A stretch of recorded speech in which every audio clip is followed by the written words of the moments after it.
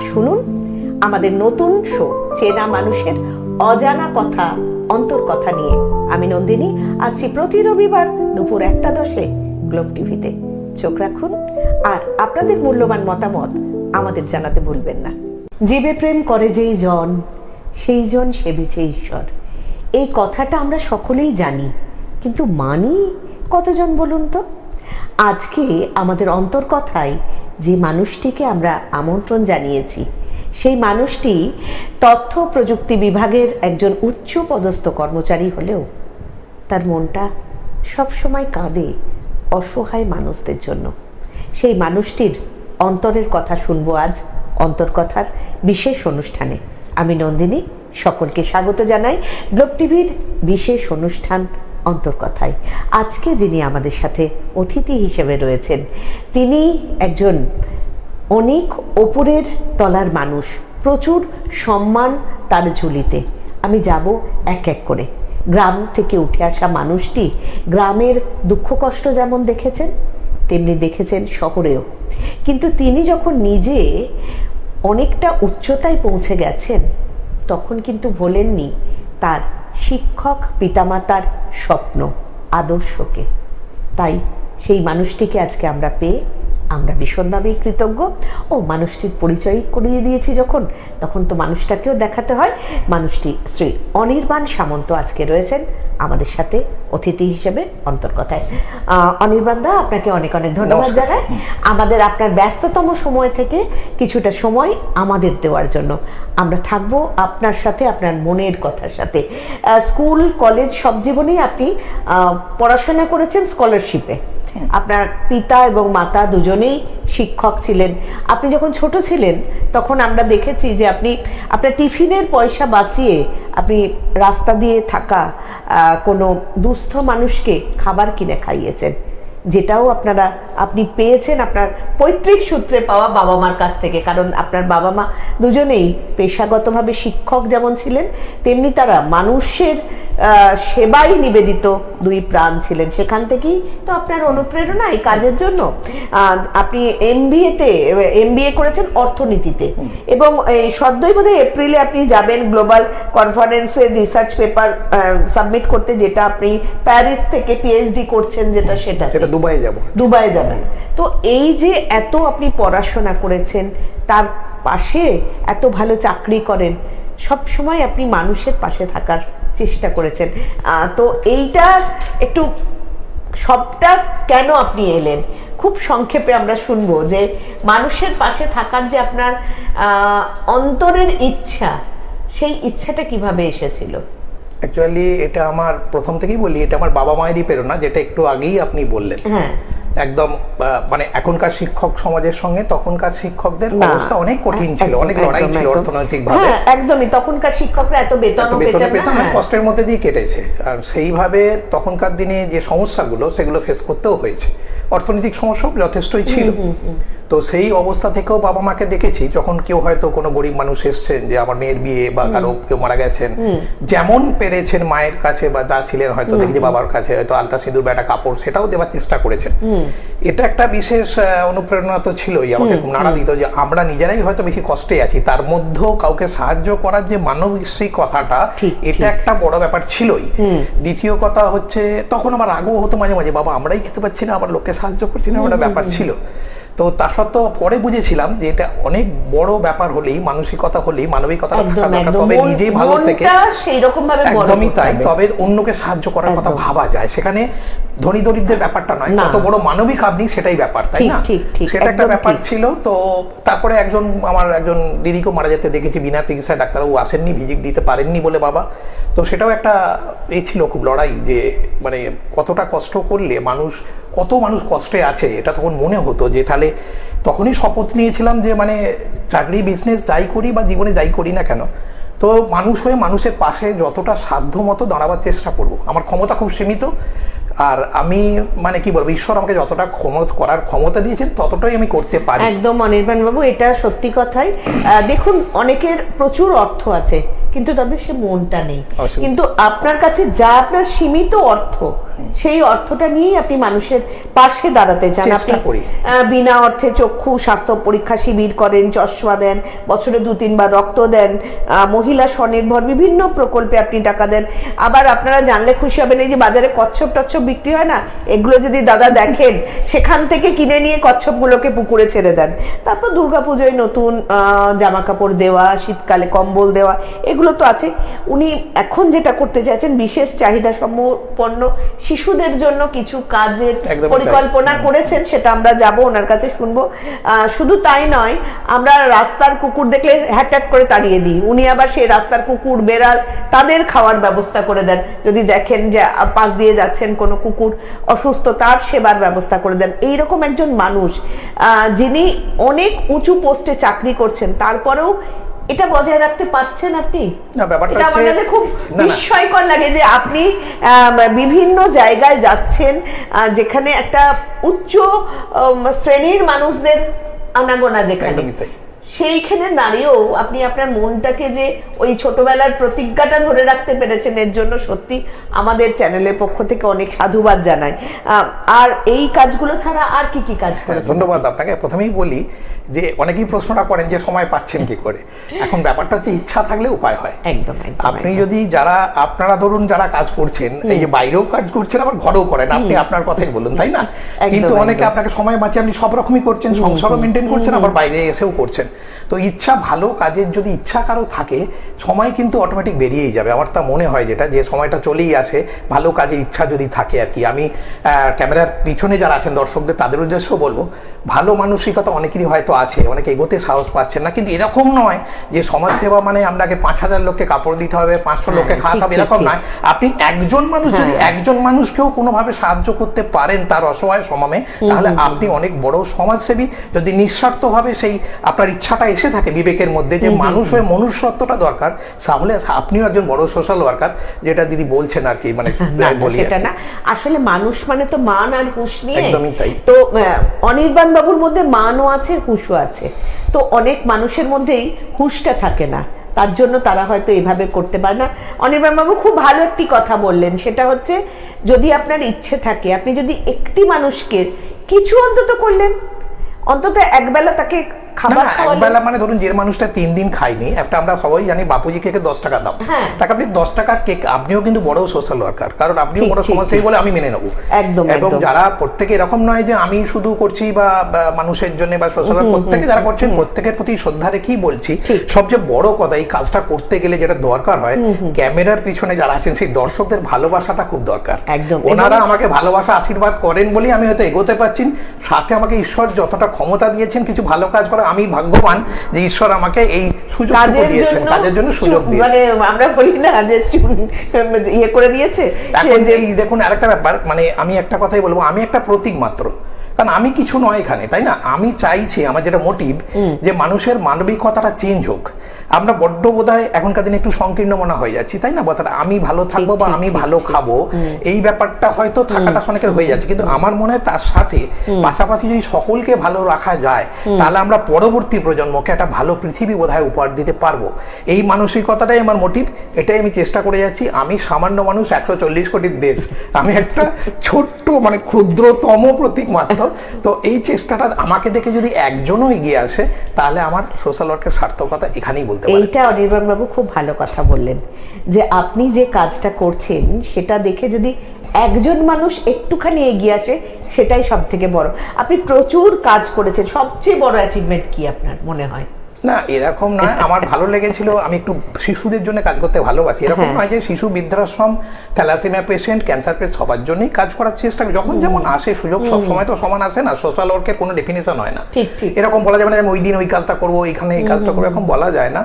তবে আমার ভালো লেগেছে, আমি আরাধনা হোমে ধরুন ওই যে দুর্গাপুজোর সময় আমি দেখেছিলাম, আমি নিজে জামা কাপড় কিনি, আমার কাছে রসিদ আছে ATC এর, তো আমি 50 জনকে 200 টাকা 10,000 টাকার জামা কাপড় দিয়েছিলাম সেবারে। আমি নিজের বাড়ির জন্য বা আমার জন্য কিনিনি, কিন্তু ওদের যে আনন্দটা, ওনার বাচ্চা দেখেছিলাম, ওরা চেয়ারটা ঝেড়ে আমাকে বসতে দিয়েছে, তুমি এখানটা বসো, ধুলোটা ঝেড়ে, মানে অসম্ভব আনন্দ। ওই একটা 200 টাকার জামা, ওদের মনে যে আনন্দ ছিল, সেই আনন্দটা আমার মনে ছিল। আমি বোধহয় ওদের দিয়ে আমার স্বার্থ যদি বলেন, আমি আনন্দটা পেয়েছি। এটাই স্বার্থ আমার। ঠিক ঠিক মানে নিঃস্বার্থ ভালোবাসার যে আনন্দ সেটা যারা না পেয়েছে তারা জানে না। একদম এটা একটা বড় কথা। আর একটু কষ্টকর খুব ব্যাপার ছিল, গত বছর আমি জন্মদিনটা প্রত্যেকবারই অন্যভাবে করি। আপনি ইটভাটার হ্যাঁ আমি শিশুদের সাথে করি করেন বা থ্যালাসেমিয়া পেশেন্টের জন্য, এবং এবারও এসে গেছে 22 মার্চ সামনে।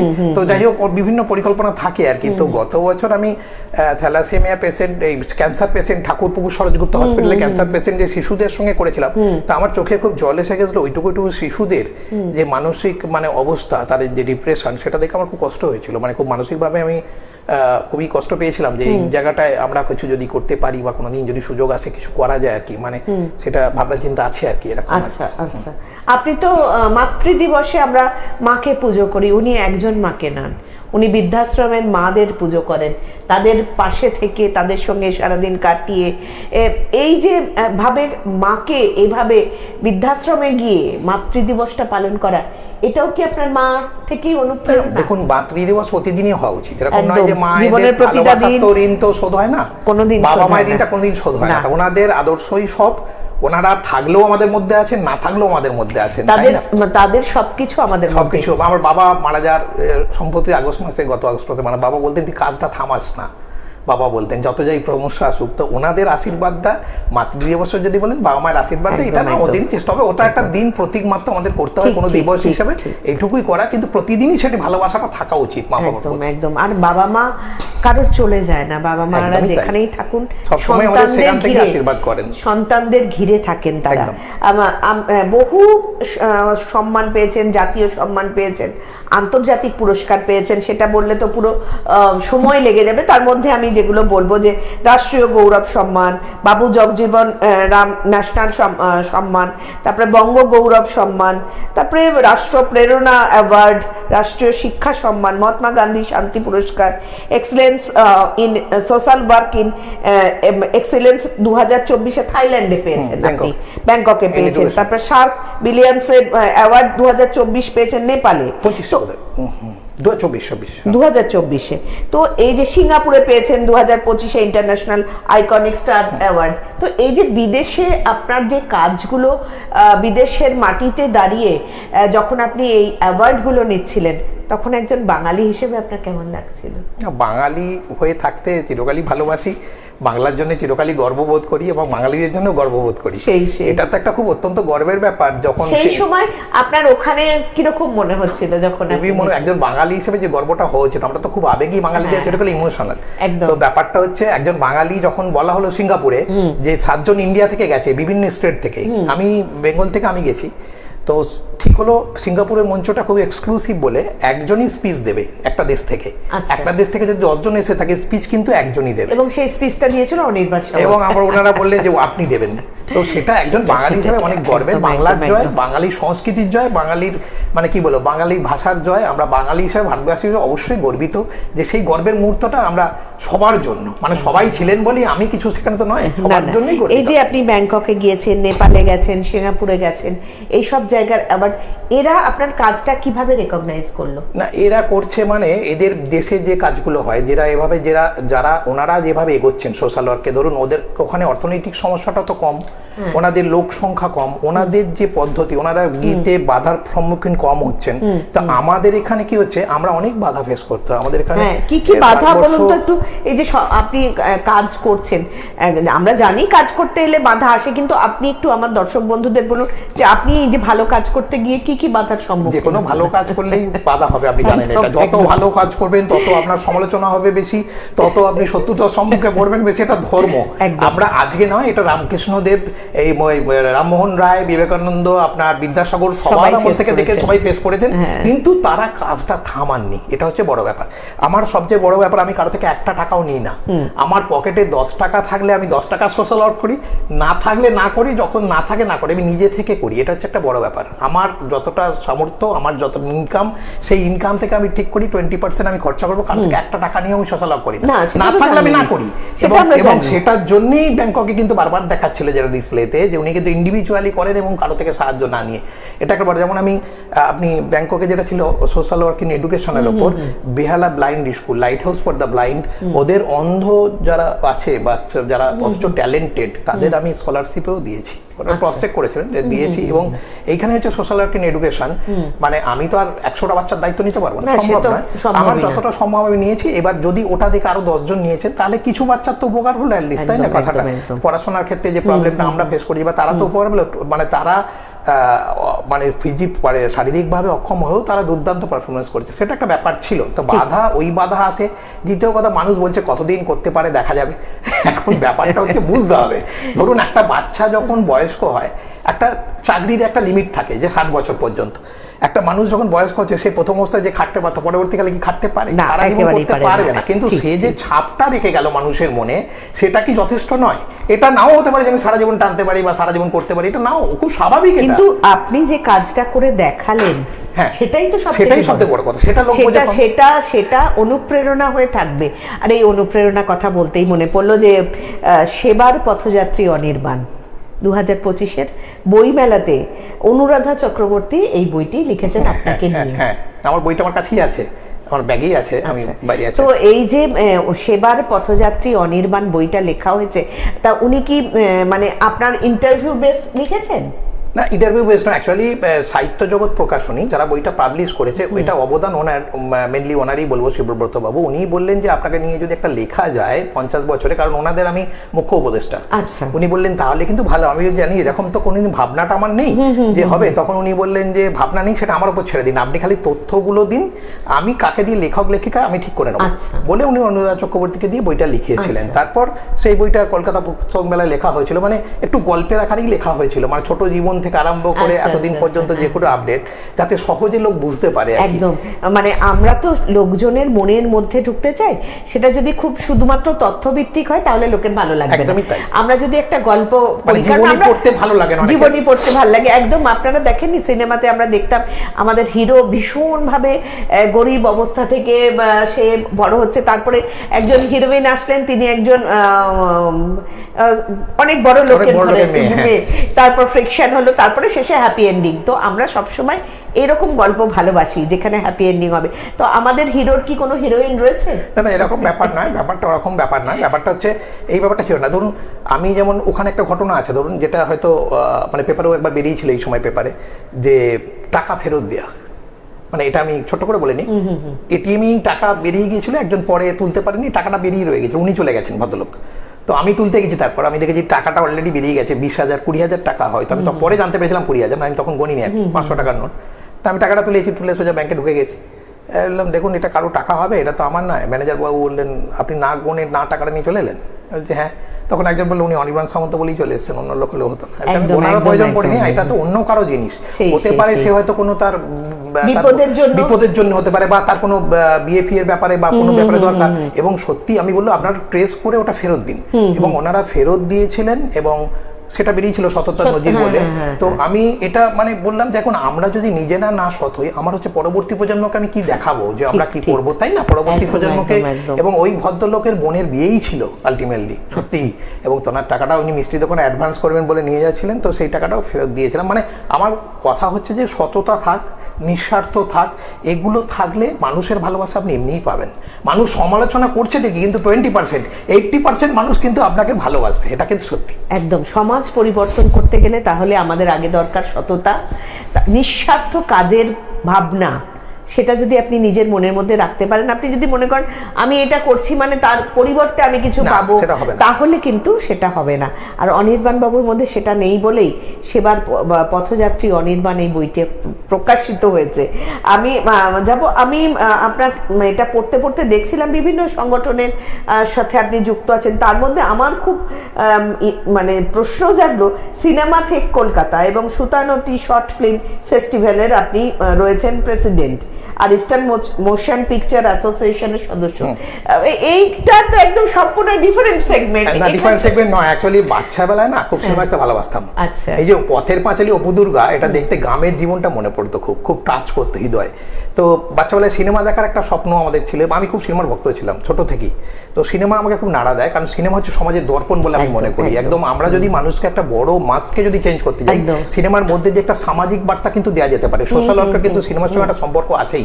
একটা ধরুন এমন সিনেমা আপনি বানালেন যেটা একটা সমাজকে একটা বার্তা দিতে চাইলেন, যে দেখুন টয়লেট আছে, আপনার আছে, তারপরে আরো ধরুন এই বিভিন্ন টাইপের এখন প্রযোজকরা সিনেমা বানাচ্ছে, প্যান আছে, যারা বানাচ্ছে যে সমাজকে বার্তা দেয়া যে এইভাবে করুন বা এইভাবে। এখন দেখবেন ইয়ং জেনারেশন খুব ডিপ্রেসড, তাদের তো নিয়ে কোনো ফিল্ম বা তাদের সমাজ নারীদের নিয়ে সচেতনতা নিয়ে কোনো ফিল্ম যদি এগুলো করা, তাহলে সিনেমা একটা বড় মাসকে কিন্তু চেঞ্জ করছে, একটা বার্তা দিচ্ছে, তাই না, যে এটা করা হচ্ছে। সেই জন্য সিনেমার প্রতি একটা আছে এবং সেইটা থেকেই এখানে আসা। আমরা কি অনির্বাণ বাবুর জীবন নিয়ে কোনো সিনেমা ভবিষ্যতে না, এরকম কথা উঠেছিল ডকুমেন্টারি বানাবার, আমি কোনো সেটা ভাবিনি। বইটাও হঠাৎ করেই হয়েছে, হতে পারে না যে তা না, অনেক কিছু হতে পারে, কিন্তু ব্যাপারটা হচ্ছে থাকলে কিছু না থাকলে এই যে একটা এটা কি বলতো, একটা ডকুমেন্ট, মানে আমি চলে গেলাম, মানে ব্যাপারটা হচ্ছে লোক দেখলে হ্যাঁ এই বইটা একটা ডকুমেন্ট হলো যে এইভাবে করা যায়, এভাবেও কিন্তু এগোতে পারে। তার যদি সেই ইচ্ছে থাকে, তাহলে সদিচ্ছা যদি থাকে, তাহলে কিন্তু আপনি এগোতে পারেন। একটু আগে আপনি বলছিলেন যে নতুনরা ভীষণ ডিপ্রেস, নতুনদেরকে এই সমাজ সেবায় কিভাবে আপনি ইনভলভ করতে পারেন, সেটা আমাদেরই দায়িত্ব। মানে আমরা যদি তাদের কাছে প্রতীক হয়ে উঠতে না পারি, তাহলে কিন্তু ইনভলভ করাটা মুশকিল। ধরুন নতুনরা বেশি কি ধরনের মোবাইলের প্রতি আসক্ত, তারা ভীষণ মানসিকভাবে খুব এই যে আমি একা, কিছু আমাদের হবে না বা কিছু করবো না, এরকম ভাবে অনেকভাবেই বলছেন, বা কিছু বললে খুব ডিপ্রেসড হয়ে পড়ছে যে এই পৃথিবীতে কিছু হবে না, আলটিমেটলি কিছু করে কিছু হবে না, তাই না। কত সবকিছু দেখে শুনে তারা ডিপ্রেস। এখন তারা হচ্ছে যা দেখছে তাই শিখছে। এখন ধরুন নতুনদের, আমি একটা রাস্তা পার হচ্ছি, আমি আমার বাচ্চা যখন মাকে নিয়ে স্কুলে যাচ্ছে, একজন বৃদ্ধা পার হতে পারছেন না, বা বৃদ্ধ মা পার হতে পারছেন না, বৃদ্ধা পার হতে, আমি হাতটা ধরে মা বাচ্চাটা দাঁড় করে ওনাকে হাত ধরে পার করে দিলেন, এটা কিন্তু আমার বাচ্চা বা আপনাদের বাচ্চাটা দেখলো, শিশুটা, যে মা কিন্তু এটা করলেন। বা কেউ হয়তো জল অসুস্থ একজন হয়ে আছে, কেন আমরা দেখি মেট্রোয় চলাচলে কত অল্প বয়সী ছেলে বসে থাকে, অথচ বৃদ্ধরা দাঁড়িয়ে রয়েছে, উঠে শিক্ষা দেবার মানবিকতাটা চাচ্ছে না। কিন্তু আমরা যদি বলি, তার মা যদি বলেন বাবু তুমি উঠে পড়ো, শিক্ষাটা দাও, মানে আমাদের একটু পরিবর্তনশীল হতে হবে।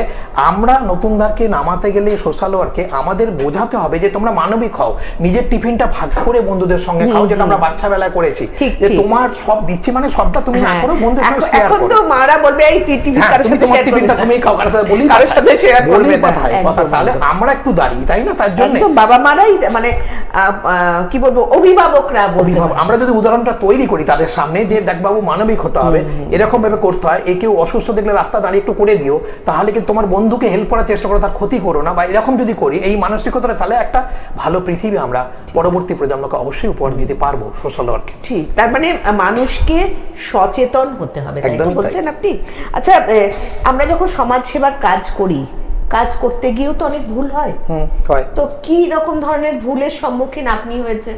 ভুল ধরুন আপনি ঠিক করছেন, হয়তো 20 জনকে জামা কাপড় দেবেন, কোথাও গেলেন এমন একটা এলাকা, ধরুন লালগড় বা ওইদিকে বা ঝাড়গ্রাম ওইদিকে, বা এমন একটা খুব অসহায় এলাকা, সেখানে দেখলেন হয়তো 20 জনের জন্য আপনি, আপনার ক্ষমতা 20 জনের বা 50, আপনি 100 লোক জড়ো হয়ে গেছে, এইরকম একটা আপনার খারাপ লাগবে না? আপনি তো 100 জনকে দেওয়ার হয়তো আপনি নিয়ে যাননি, সেটা একটা সমস্যা হয়। বা কোথাও খাওয়াচ্ছেন, ধরুন দেখলেন হঠাৎ করতে আপনি খাইয়েছেন, অনেকে এখন করে কুপন আগে থেকে দিয়ে দেওয়া হয়, যাদের কুপন দেওয়া হচ্ছে তারাই শুধুমাত্র পাবে আর কি, এরকম ব্যাপার।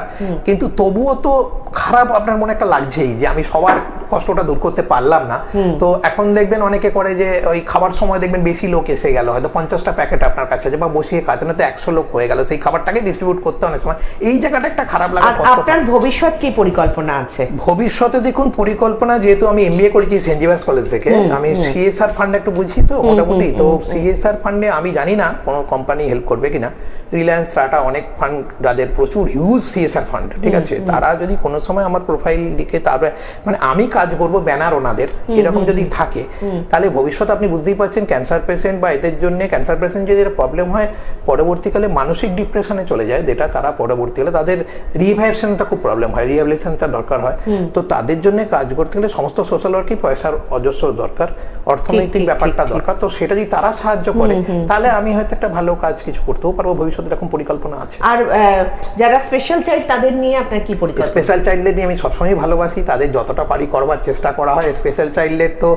আরো বেশি করে হোক, মানে সুযোগ আসুক, তাদের নিয়ে আমরা চেষ্টা করবো যে তাদের সমাজের মূল স্রোতে ফেরাবার যে চেষ্টাটা একদম তাদের ফিরিয়ে আনা, তাদের স্পেশাল চাইল্ড বলুন, ক্যান্সার, তাদের সমাজের মূল স্রোতে সবাই ফিরে আসুক, সেটাই আমরা চাইবো। সবাই সবার মতো করে আনন্দে থাকুক, অন্যকে আনন্দে দিয়ে যেন আমরা আনন্দ পাই, এটাই হচ্ছে আমার বক্তব্য আর কি।